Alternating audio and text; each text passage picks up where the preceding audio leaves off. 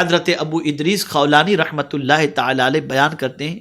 کہ میں دمشق کی جامع مسجد میں داخل ہوا، کیا دیکھتا ہوں ایک نوخیز نوجوان موجود ہے، ایک نوخیز جوان موجود ہے، اس کے دانت موتیوں کی طرح چمک رہے ہیں، لوگ اس کے ارد گرد حلقہ لگا کر کے بیٹھے ہوئے ہیں۔ میں آپ سے یہ عرض کرنا چاہتا ہوں، اگر میرے کچھ نوجوان بھائی غلط راستے کے شکار ہو چکے ہیں، ان کی زندگی برائی کے راستے پر چل پڑی ہے، ٹینشن کی وجہ سے، کرائسس کی وجہ سے، ماں باپ کے جھگڑے کی وجہ سے اور کسی پریشانی کی وجہ سے، تو کیا غلط راستہ ہی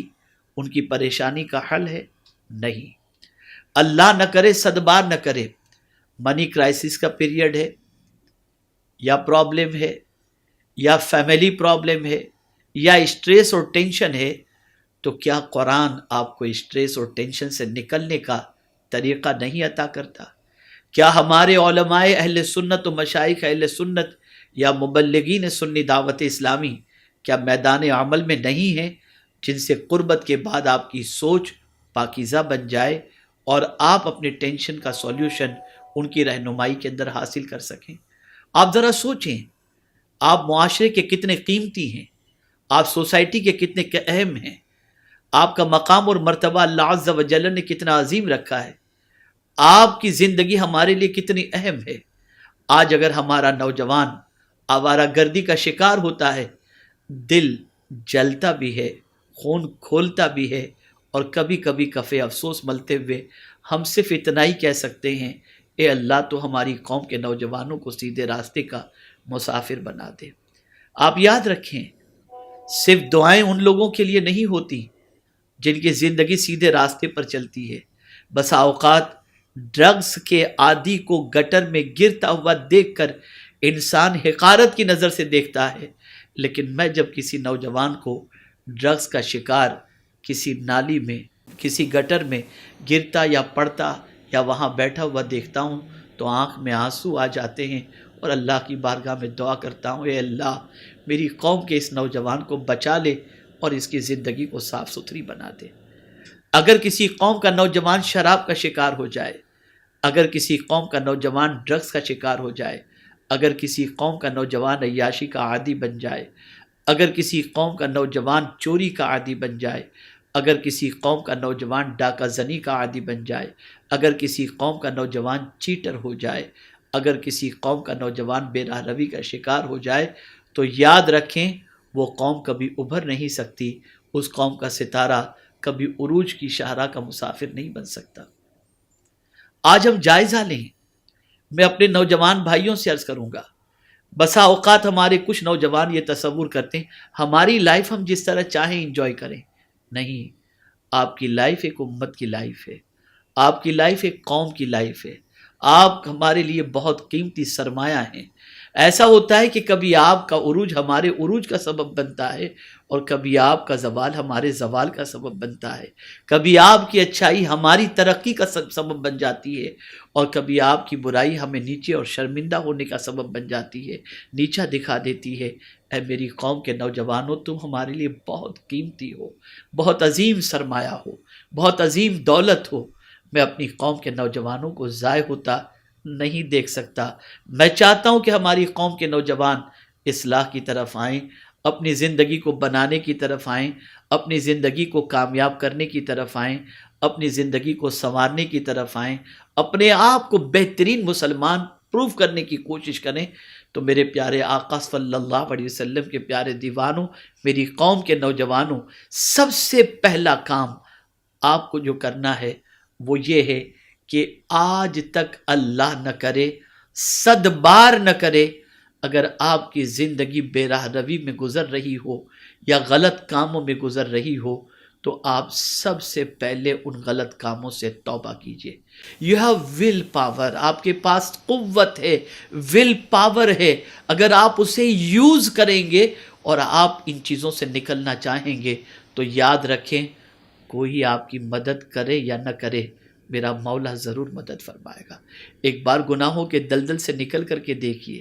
ایک بار برائیوں کے دلدل سے نکل کر کے دیکھیے، ایک بار بد کرداری کے ماحول سے نکل کر کے دیکھیے، ایک بار سیدھے راستے کی طرف آ کر کے دیکھیے۔ خدا کی قسم آپ کے قلب کو سکون کی دولت نصیب نہ ہو تو مجھے کہنا۔ اللہ اکبر۔ میرے پیارے آقا صلی اللہ تعالی علیہ وسلم کے پیارے دیوانوں، آج تک دامن پر لگے ہوئے گناہوں کے ہزارہ دھبوں کو آپ اللہ کی بارگاہ میں توبہ کے ذریعے آنسو بہا کر اسے مٹا دو۔ میرا مولا عزت بھی عطا فرمائے گا، سرخ روئی بھی عطا فرمائے گا، کامیابی بھی عطا فرمائے گا، کامرانی بھی عطا فرمائے گا۔ اس لیے کہ آپ کا سیدھے راستے کا مسافر ہونا یہ ہماری کامیابی کی ضمانت ہے اور قوم مسلم کی کامیابی کی ضمانت ہے۔ بسا اوقات ایسا ہوتا ہے برے ہم نشین کی وجہ سے، برے دوستوں کی وجہ سے،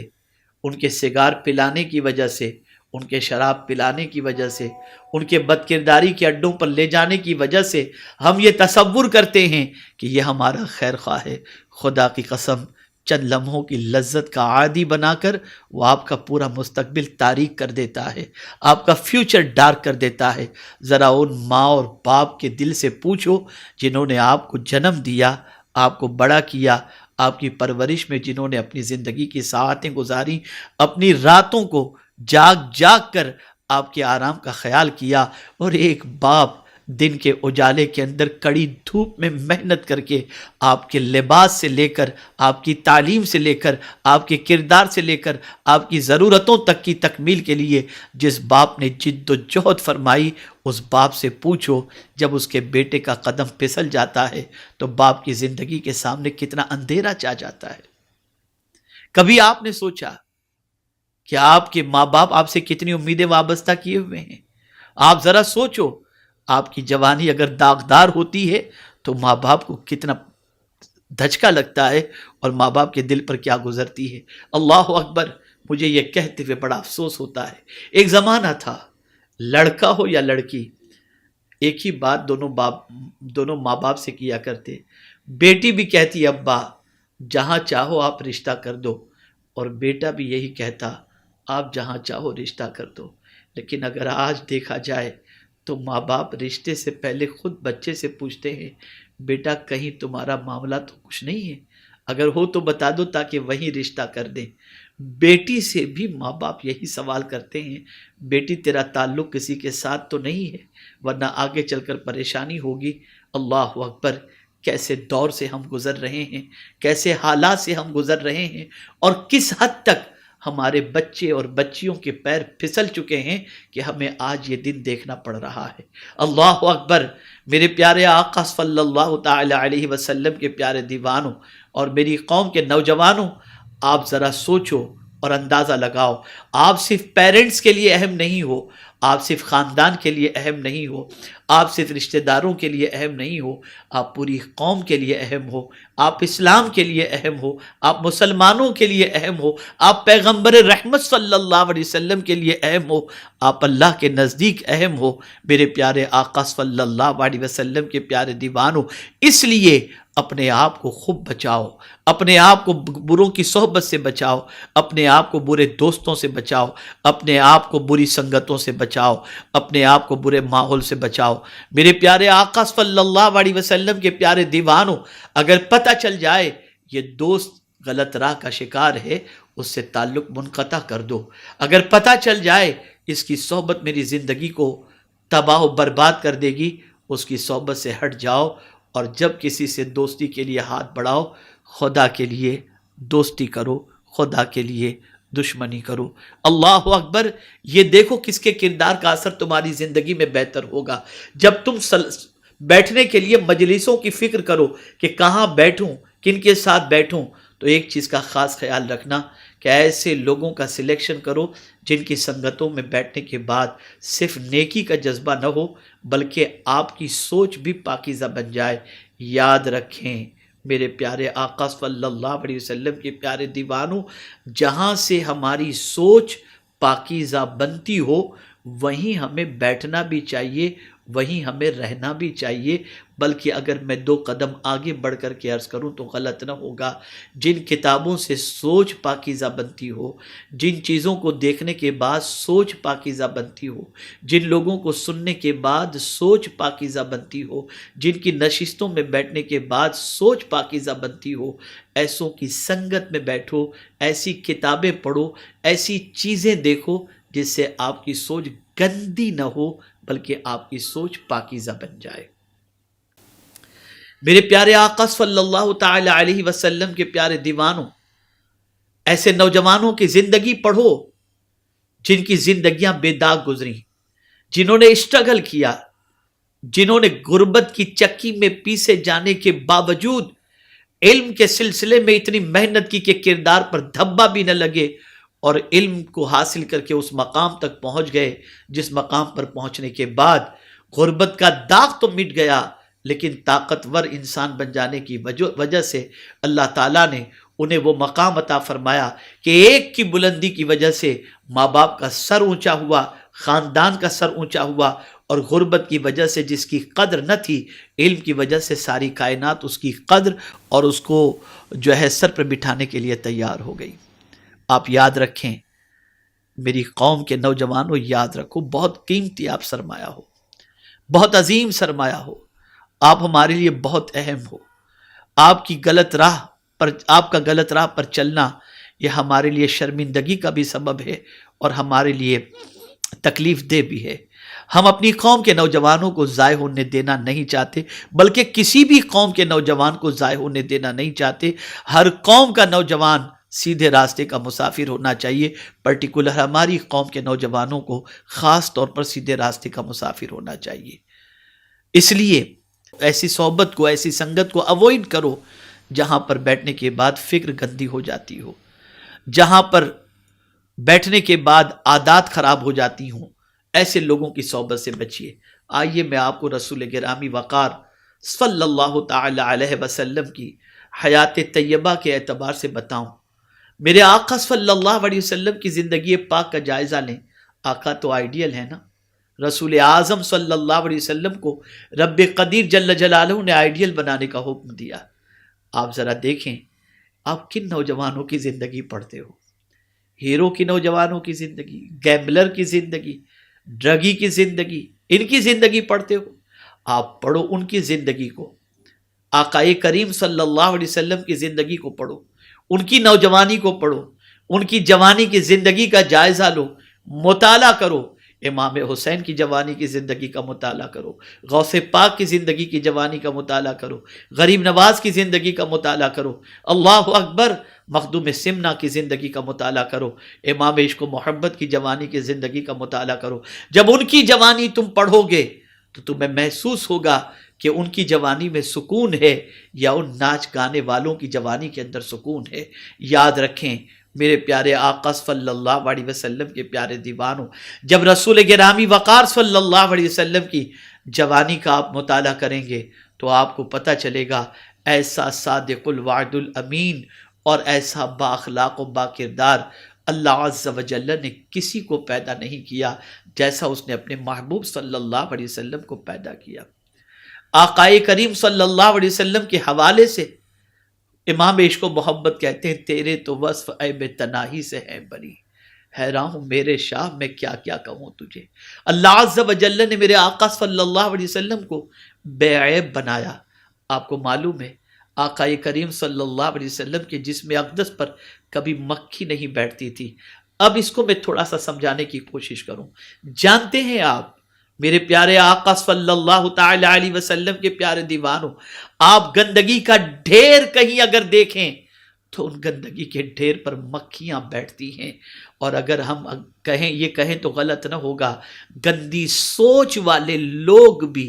گندگی کی جگہوں پر بیٹھتے ہیں، اور وہاں پر جاتے ہوئے نظر آتے ہیں۔ ایک مکھی کا گندی جگہ پر بیٹھنا اس بات کی غمازی کرتا ہے کہ مکھی کو گندگی پسند ہے۔ ایسے ہی اگر کسی نوجوان کی سوچ گندی بن جائے تو یہ سمجھ لینا چاہیے کہ یہ گندی جگہ پر بیٹھنے کا شوقین ہے۔ میرے پیارے آقا صلی اللہ تعالی علیہ وسلم کے پیارے دیوانوں، پیغمبر رحمت صلی اللہ تعالی علیہ وسلم نے اپنی جوانی کی حفاظت فرمائی۔ اسی لیے جب رسول گرامی وقار صلی اللہ علیہ وسلم نے دعوت توحید پیش فرمائی اور جب لوگوں نے دلیل پیش کی، دلیل طلب کی، تو آقا نے اپنے پورے وجود کو صلی اللہ علیہ وسلم بطور دلیل پیش فرمایا، جس میں جوانی بھی تھی۔ دنیا کی کوئی طاقت میرے آقا صلی اللہ علیہ وسلم کی جوانی پر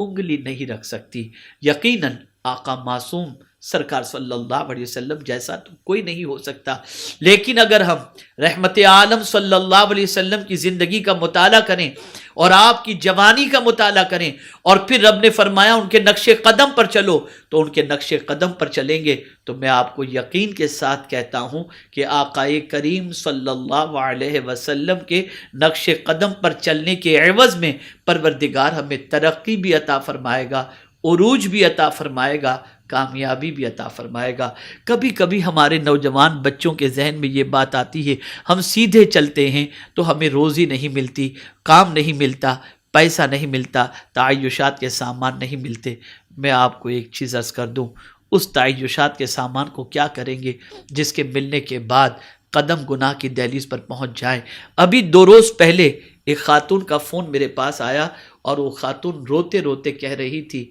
پیسہ کا اللہ کی بارگاہ میں نے دولت مانگی تھی کہ میرے بیٹے کو اللہ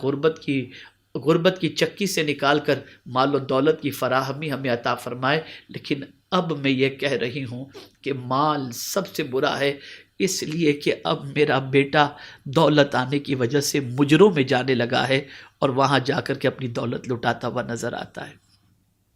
آپ ذرا سوچو، اندازہ لگاؤ، وہ دولت کس کام کی جو آوارگی کی راہ پر لے جائے۔ میں یہ نہیں کہتا کہ آپ اللہ کی بارگاہ میں دولت نہ مانگو، فضل والی دولت مانگو، کرم والی دولت مانگو، اللہ عز و جل کی اطاعت میں خرچ کرنے والی دولت مانگو، نیکیوں میں استعمال کرنے کی دولت مانگو، بیوی بچوں کو حلال کھلانے کے لیے دولت مانگو، لیکن اگر آپ معاشرے کا جائزہ لیں تو میکزیمم آوارہ گردی کے شکار آپ کو اگر کوئی نظر آئیں گے تو وہ سرمایہ دار کے بچے نظر آئیں گے، اور سرمایہ دار نظر آئیں گے۔ غربت کے اندر تو آدمی پیٹ کی آگ کی فکر کرے گا یا اپنی خواہش کی تکمیل کی فکر کرے گا۔ تو عرض کرنے کا منشا یہ ہے کہ اگر کسی قوم کے نوجوان کے بگڑنے کا معاملہ ہو تو وہ قوم تباہ ہو جاتی ہے۔ قوم کے لیے نوجوان بڑا سرمایہ ہے۔ آپ گلوبل لیول پر جائزہ لیجئے، کہاں کہیں مسلمان آپ کو کسی ریسرچ کے اندر نظر آ رہے ہیں، کسی بڑے مقام میں آپ کو نظر آ رہے۔ الحمدللہ سرکار صلی اللہ علیہ وسلم کا احسان ہے کہ اب ہمارے بچے تعلیمی میدان میں جد و جہد کر رہے ہیں، بڑی مشقت کر رہے ہیں، بڑی محنت کر رہے ہیں، بڑی تگودو کر رہے ہیں، لیکن اگر پرسنٹیج دیکھا جائے تو وہ لیمیٹیڈ ہے، اور بے راہ روی کے شکار دیکھے جائیں تو ہماری قوم کے نوجوان زیادہ نظر آئیں گے۔ اور کوشش کی جا رہی ہے ایک طبقے کی طرف سے کہ ہماری نوجوان نسل تباہ ہو جائے، ہماری نوجوان نسل برباد ہو جائے۔ فری میں انہیں بہت سارے غلط کام کی چیزیں دی جاتی ہیں تاکہ ان کی جوانی برباد ہو جائے اور یہ قوم خود بخود تباہ و برباد ہو جائے۔ میرے پیارے آقا صلی اللہ علیہ وسلم کے پیارے دیوانوں، ہماری قوم کے نوجوانوں کو بھی عزم مصمم کرنا ہوگا، ارادہ کرنا ہوگا، پکا ارادہ کرنا ہوگا، اور وہ ارادہ یہ ہے، شیطان تو ہمیں تباہ کرنا چاہتا ہے، ماحول تو ہمیں برباد کرنا چاہتا ہے، لیکن ہم اپنے رب کے بندے اور مصطفیٰ پیارے صلی اللہ علیہ وسلم کے امتی ہیں۔ ہم اپنی جوانی کو داغدار ہونے سے بچاتے ہوئے علم، عمل، اخلاق، کردار، ان ساری چیزوں میں محنت کر کے ہم اپنا نام، اپنے ماں باپ کا نام، اپنے خاندان کا نام، اپنے شہر کا نام، اپنے ملک کا نام، اپنے مذہب کا نام روشن کریں گے۔ میرے پیارے آقا صلی اللہ علیہ وسلم کے پیارے دیوانوں، ایمان کی وجہ سے ٹیلنٹ بھی ہے، ایمان کی وجہ سے صلاحیت بھی ہے، ایمان کی وجہ سے ذہانت بھی ہے، لیکن میرے پیارے آقا صلی اللہ علیہ وسلم کے پیارے دیوانوں، غلط سنگتوں کی وجہ سے ہماری قوم کا نوجوان آوارہ گردی کا شکار ہو گیا۔ آئیے میں آپ کو بتاؤں پروردگار جل جلالہ کے نزدیک ان بندوں کی اہمیت کیا ہے۔ بہت اچھی طرح سے ذہن میں رکھیے کہ آپ کو کہاں بیٹھنا ہے، کس کی دوستی اختیار کرنی ہے اور کس لیے اختیار کرنی ہے، اس کو خاص طور پر ذہن کے اندر رکھیں۔ اللہ اکبر۔ میرے پیارے آقا صلی اللہ تعالی علیہ وسلم کے پیارے دیوانوں، رسول اعظم صلی اللہ علیہ وسلم کی امت میں ایک ایسا بھی نوجوان گزرا ہے جسے دنیا حضرت معاذ بن جبل رضی اللہ تعالیٰ عنہ کے نام سے جانتی۔ آپ کا وصال ٹوٹل 33 ایئرز کی ایج کے اندر آپ اس دنیا سے کچھ کر گئے۔ بہت خوبصورت تھے، بہت باکردار تھے، بہت باعمل تھے، اور علم کے اعتبار سے بڑا اونچا مقام تھا۔ 33 ایئرز کے اندر رسول اعظم صلی اللہ علیہ وسلم نے یمن کا قاضی اور گورنر بنا کر انہیں روانہ فرمایا۔ آپ جانتے ہیں حضرت معاذ بن جبل رضی اللہ المولا تبارک و تعالی عنہ سے متعلق 33 سال کی عمر کے اندر اس دار فانی سے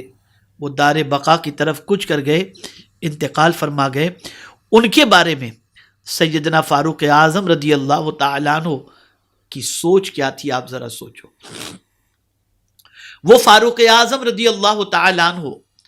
جن کے بارے میں پیغمبر رحمت صلی اللہ علیہ وسلم یہ فرماتے ہیں کہ آسمان کے تاروں کے برابر اگر کسی کی نیکی ہے تو وہ عمر فاروق ہے۔ جب سیدنا فاروق اعظم رضی اللہ تعالیٰ عنہ کے وصال کا وقت قریب ہوا، زخموں کی تاب نہ لا کر اس دار فانی سے دار بقا کی طرف کچھ کرنے کے قریب تھے، محسوس ہو رہا تھا کہ میں چند ساعتوں کا مہمان ہوں، تو آپ کے قریب جو لوگ موجود تھے انہوں نے عرض کیا، حضور کسی کو خلیفہ نامزد فرما دیں۔ اب جواب سنیے فاروق اعظم کا، ارشاد فرماتے ہیں اگر اس وقت معاذ بن جبل زندہ ہوتے تو میں انہی کو خلیفہ نامزد کرتا۔ اور اللہ اکبر، سیدنا فاروق اعظم رضی اللہ تعالیٰ عنہ کی بارگاہ میں ایک مرتبہ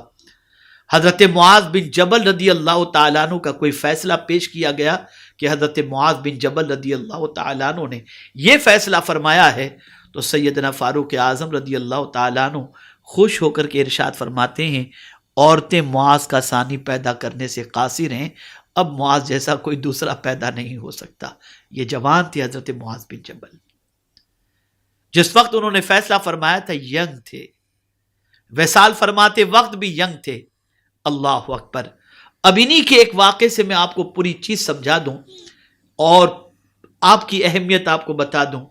اور آپ کو یہ بتا دوں کہ آپ کو بیٹھنا کہاں ہے، کرنا کیا ہے، کس کی فرینڈشپ اختیار کرنا ہے، تاکہ آپ حضرت معاذ بن جبل رضی اللہ تعالی عنہ جو جلیل القدر صحابی اور رسول اعظم صلی اللہ علیہ وسلم نے جنہیں یمن کا گورنر بنا کر کے بھیجا تھا، آج یہ ایک واقعہ ان کے بارے میں سماعت فرمائیں۔ میرے پیارے آقا صلی اللہ تعالی علیہ وسلم کے پیارے دیوانوں، حضرت ابو ادریس خولانی رحمۃ اللہ تعالی علیہ بیان کرتے ہیں کہ میں دمشق کی جامع مسجد میں داخل ہوا،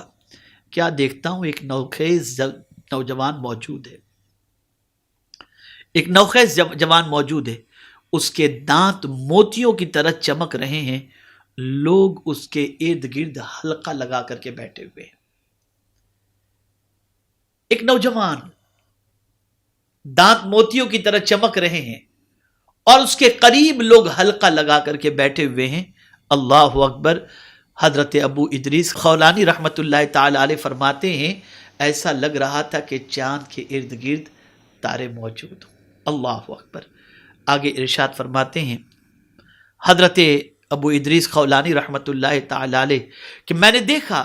کہ کہیں بھی کوئی پریشانی ہوتی، اختلاف ہوتا، لوگ دوڑ کر کے اس نوجوان کے پاس آتے اور وہاں سے تشفی بھرے جملے سن کر واپس لوٹ جاتے۔ حضرت ابو ادریس خولانی رحمت اللہ تعالی علیہ فرماتے ہیں مجھے رشک آیا اس نوجوان پر کہ نوجوان اور اس طرح سے اس کا مقام کہ لوگ اس کی طرف کشاں کشاں آ رہے ہیں اور ہر مسئلے کا جواب اس کے پاس سے پا کر کے جا رہے ہیں، تو حضرت ابو ادریس خولانی رحمۃ اللہ تعالی علیہ فرماتے ہیں میرے دل میں اس کی محبت پیدا ہوئی۔ میں نے کسی سے پوچھا یہ نوجوان کون ہے؟ تو بتایا گیا یہ نوجوان رسول اعظم صلی اللہ علیہ وسلم کے صحابی حضرت معاذ بن جبل رضی اللہ تعالیٰ عنہ۔ تو حضرت ابو ادریس خولانی رحمۃ اللہ تعالیٰ علیہ فرماتے میرے دل میں تمنا پیدا ہوئی کہ میں ان سے اکیلے میں ملوں، تو میں نے وقت کا انتخاب کیا کہ فجر کی نماز میں جلدی سے مسجد پہنچ جاؤں، پھر جب وہ آئیں گے تو ان سے مل کر کے میں بات کروں گا۔ فرماتے کہ میں فجر کی نماز کے لیے مسجد پہنچا تو میں ان کو مجھ سے پہلے مسجد کے اندر پایا، اور میں نے دیکھا کہ وہ اللہ کی بندگی میں مصروف ہیں۔ نماز سے فارغ ہوئے تو حضرت ابو ادریس خولانی رحمۃ اللہ تعالیٰ علیہ فرماتے میں ان کے سامنے کی طرف سے آیا اور آ کر کے میں نے سلام کیا، انہوں نے سلام کا جواب دیا۔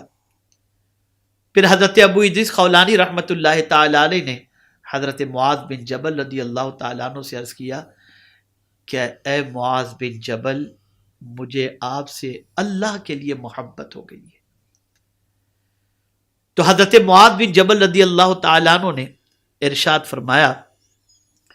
کیا واقعتاً مجھ سے اللہ کے لیے تم محبت کرتے ہو؟ انہوں نے کہا ہاں۔ پھر دوبارہ انہوں نے کہا مجھے جو ہے آپ سے اللہ کے لیے محبت ہو گئی ہے۔ تو واپس انہوں نے جواب میں فرمایا کیا واقعی تمہیں مجھ سے اللہ کے لیے محبت ہے؟ انہوں نے کہا ہاں۔ پھر تیسری مرتبہ بھی یہی بات ہوئی، اور تیسری مرتبہ بھی حضرت معاذ بن جبل رضی اللہ تعالیٰ عنہ سے حضرت ابو ادریس خولانی رحمۃ اللہ تعالیٰ علیہ نے فرمایا کہ ہاں مجھے اللہ کے لیے آپ سے محبت ہو گئی۔ اب اس کے جواب میں جو انہوں نے اللہ کا ارشاد پیش کیا، حضرت معاذ بن جبل رضی اللہ تعالی عنہ جلیل القدر صحابی ہیں،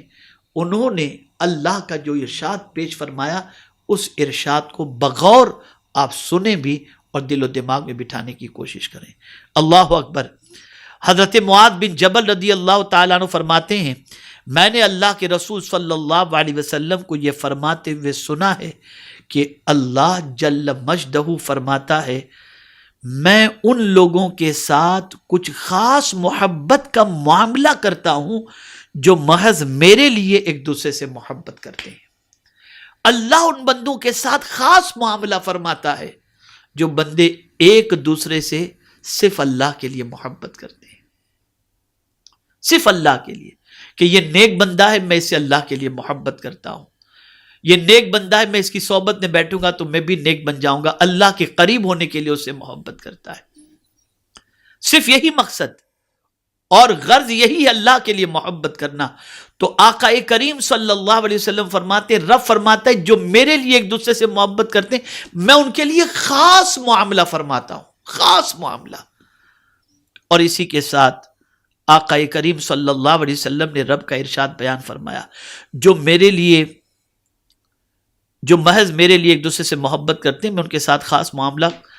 کرتا ہوں۔ اور پھر سرکار صلی اللہ علیہ وسلم نے رب کا ارشاد فرمایا صرف میرے واسطے ایک جگہ آ کر بیٹھتے ہیں ان کے ساتھ بھی میں خاص معاملہ کرتا ہوں۔ یعنی دو دوست ایک جگہ بیٹھے ہیں اور صرف اس لیے بیٹھے ہیں کہ اللہ کے لیے،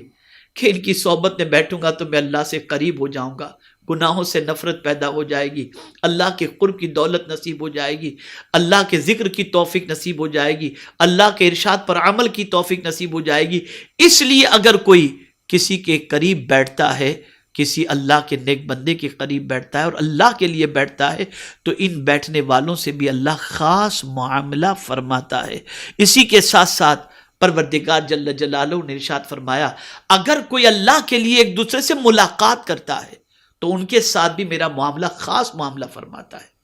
یعنی کوئی دو مل رہے ہیں دوست صرف اللہ کے لیے کہ ان سے میں دین سیکھوں، ان سے میں اللہ کے ارشاد کو سنوں،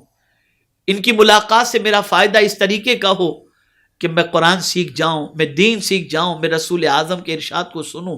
اور اس وجہ سے میری دنیا آخرت دونوں سنور جائے، اس وجہ سے وہ ملاقات کے لیے جاتا ہے تو ان کے ساتھ بھی میرا رب خاص معاملہ فرماتا ہے۔ اور پھر پروردگار جل جلالہ نے بہت پیارا ارشاد فرمایا، اللہ اکبر، ارشاد فرمایا اور صرف میری رضا پانے کے لیے ایک دوسرے پر خرچ کرتے ہیں. اللہ اکبر. اگر یہ دو دوست یا دو انسان، دو مسلمان ایک دوسرے پر صرف اس لیے خرچ کرتے ہیں کہ اللہ کی رضا حاصل ہو جائے، تو میرے پیارے آقا صلی اللہ علیہ وسلم کے پیارے دیوانوں، اللہ عز و جل نے فرمایا اللہ ان کے ساتھ خاص معاملہ فرماتا ہے. اب میں تھوڑا سا اس کو ایکسپلین کرتا ہوا چلوں. ملاقات کی بات فرمائی گئی. اب آپ دیکھیں آج کا نوجوان کہاں ملنے کے لیے جاتا ہے، کس سے ملاقات کے لیے جاتا ہے، کس سے دوستی کرنا پسند کرتا ہے، کس کی سنگت میں بیٹھنا پسند کرتا ہے، کس پر پیسہ خرچ کرنا پسند کرتا ہے. تو آپ دیکھیں گے کہ آج کے حالات اتنے بد سے بدتر ہیں کہ اگر نوجوان خرچ کرنے کی کوشش کرتا ہے، دوستی کرنے کی کوشش کرتا ہے، ملاقات کرنے کی کوشش کرتا ہے، بیٹھنے کی کوشش کرتا ہے، تو ان جگہوں پر جہاں بیٹھنے کے بعد جہنم کا ایندھن بن جائے اور تباہی اور بربادی اس کا مقدر بن جائے. اے نوجوانوں، اللہ کے لیے محبت کرو، اللہ کے لیے دوستی کرو، اللہ کے لیے خرچ کرو، اللہ کے لیے ایک دوسرے کی نشست میں آؤ، اللہ کے لیے ملاقاتیں کرو. پھر آپ دیکھنا اللہ دل کو کیسے پھیر دیتا ہے، اللہ دل کی دنیا میں کتنا انقلاب پیدا کر دیتا ہے. میرے پیارے آقا صلی اللہ تعالی علیہ وسلم کے پیارے دیوانوں، ہماری قوم کا نوجوان ہمارا بہت بڑا سرمایہ ہے. آج چیلنجنگ کے اس دور کے اندر اگر ہمارے نوجوان بگڑ گئے تو اس قوم کو ترقی کی راہ پر کوئی دیکھ نہیں سکتا. اور خدا کی قسم اگر ہماری قوم کے نوجوان سیدھے راستے کے مسافر ہو گئے تو دنیا کی کوئی طاقت اس قوم کو تباہ و برباد نہیں کر سکتی.